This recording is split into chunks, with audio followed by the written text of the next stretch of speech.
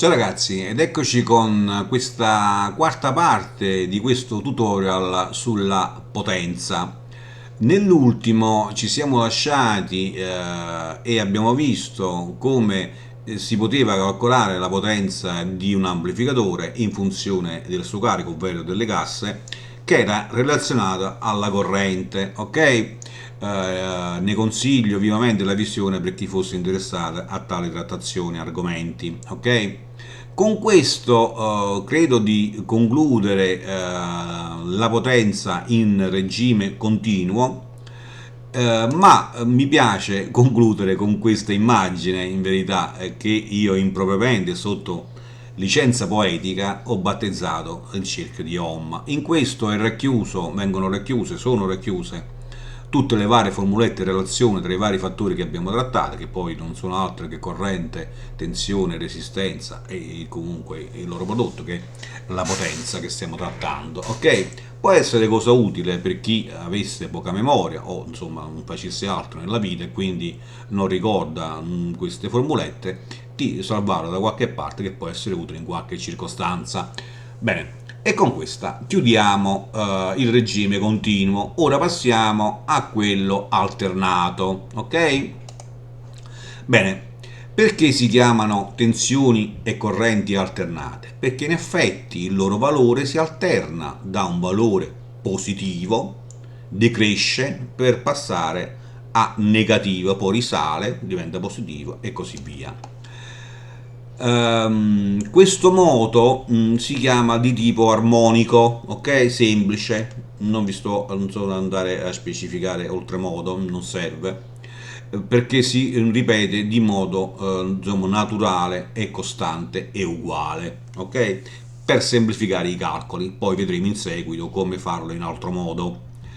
La forma di questa curva si chiama sinusoidale, anche perché un andamento successivo di curve si chiama sinuosa, cioè una curva, una forma che presenta una successione di curve si chiama sinuosa, sì, sinuosa.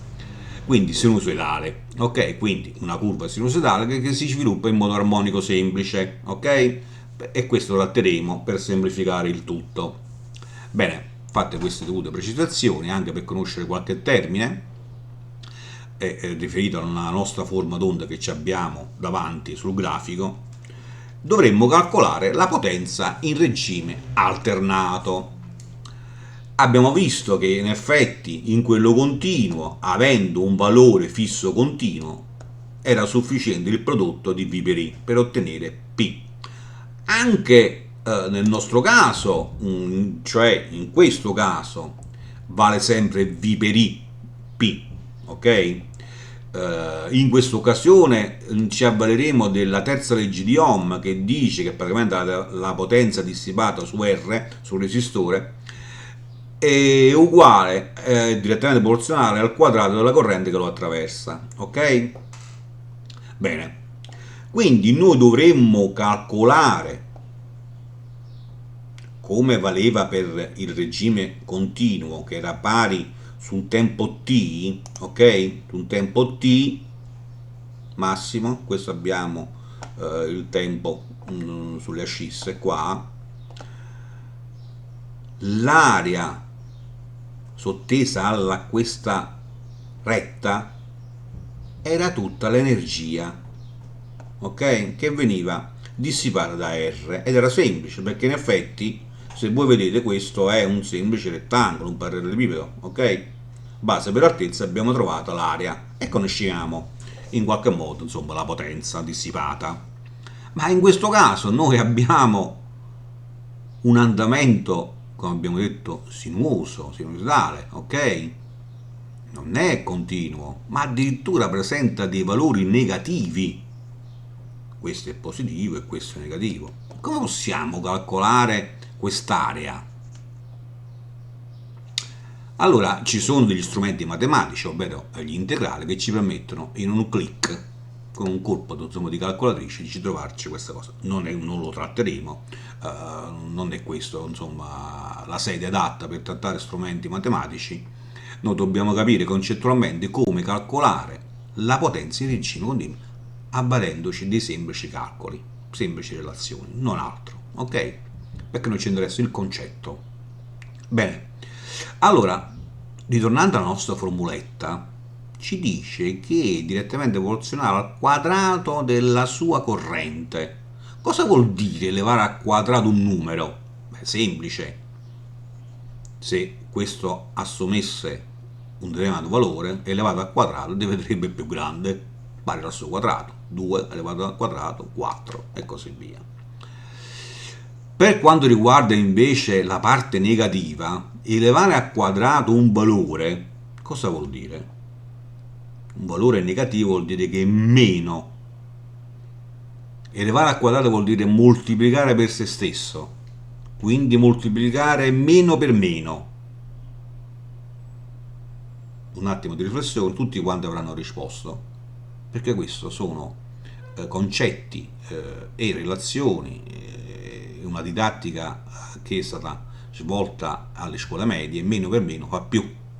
Quindi un valore al quadrato negativo si trasforma in un valore positivo. Quindi anche se innanzitutto l'andamento resta alternato, già noi possiamo trasformare la parte negativa in positiva, quindi noi ci troveremo sì un valore più alto al quadrato, quindi abbiamo un P max. In questo grafico preciso che non ci troviamo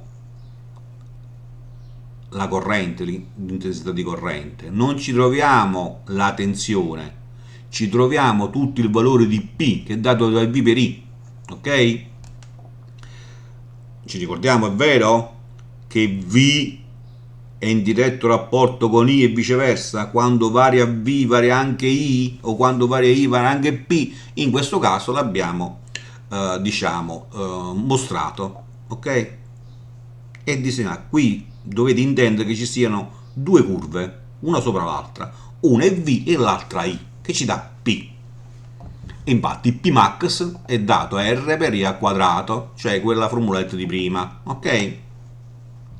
Bene, il valore medio efficace si chiama in questo caso, è quel valore, dicasi valore medio efficace, è quel valore che è uguale a un'eventuale tensione o corrente in regime continuo, cioè la stessa potenza dissipata pari a quella tensione o a quella corrente in regime continuo. Questo è il valore medio efficace, RMS. Ok? Ora è vero che abbiamo trasformato tutto in positivo, ma dovremmo calcolare l'area sottesa a questa curva. E abbiamo detto che con qualche strumento matematico, ovvero con un integrale, potremmo risolvere brillantemente questo enigma. Ma noi non ci avvaleremo degli integrali, dobbiamo ricavarlo in altro modo, più semplice. Guardate bene questa immagine, ok? A noi ci interessa ricavare, calcolare questo rettangolo, ma non possiamo farlo perché ci mancano dei pezzi.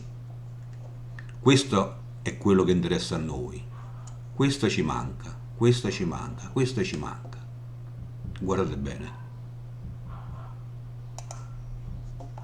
Quello che ci manca qua sta qua. Quello che manca qua sta qua. Quello che manca qua sta qua. In effetti, tutta quest'area è compresa in questa metà. Quindi effettivamente P max è uguale a un mezzo di P max, cioè la potenza media efficace è uguale a un mezzo di P max, ovvero un mezzo per R al quadrato. Sempre su T, non vi dimenticate, ok? Sempre su T. Questa formuletta la potremmo riscrivere in altro modo. I al quadrato tratto 2 per R ci dà P. Volendo togliere il quadrato di I, mettiamo sotto radice. La radice di un quadrato vale se stesso, 2 va sotto radice per R. Quindi P è uguale a I diviso radice di 2 per R. Ma abbiamo detto, l'abbiamo ripetuto, che che tutto quello che vale per I vale anche per V. Quindi potremmo anche scrivere P in regime alternato vale V per I diviso radice di 2. Ok? Quello che abbiamo visto, quello che vale per I vale anche per V. Quelle due curve erano identiche, erano sovrapposte, vi ricordate? Bene. Ho adesso una semplice curiosità, ma quando vale radice di 2? Radice di 2 vale 1,4142135623730 e così via. Soffermiamoci sui primi due decimali, 41. Radice di 2 vale 1,41. Un numero che avete ascoltato, sentito, chissà quante volte. Qualche amico, magari con studi tecnici, voi stessi leggendo qualche appunto da qualche parte, qualche testo, 1,41 è radice di 2. Ok? Bene, mi fermo qua, non voglio andare oltre, anche perché sono andato abbastanza veloce e mi rendo conto, e quindi basta così per oggi. Spero di non aver commesso corsi errori, eventualmente mi risegnalate che correggiamo immediatamente per l'amor di Dio. Ok? Consiglio vivamente per chi fosse interessato a restare aggiornato, anche perché insomma magari è interessato a questi argomenti, di iscriversi al canale, non costa assolutamente nulla, fate solo cosa gradita a me, insomma è un segno di apprezzamento per quanto sto facendo. Bene, dicevo, mi fermo qua, ci sentiamo per la prossima. Ciao!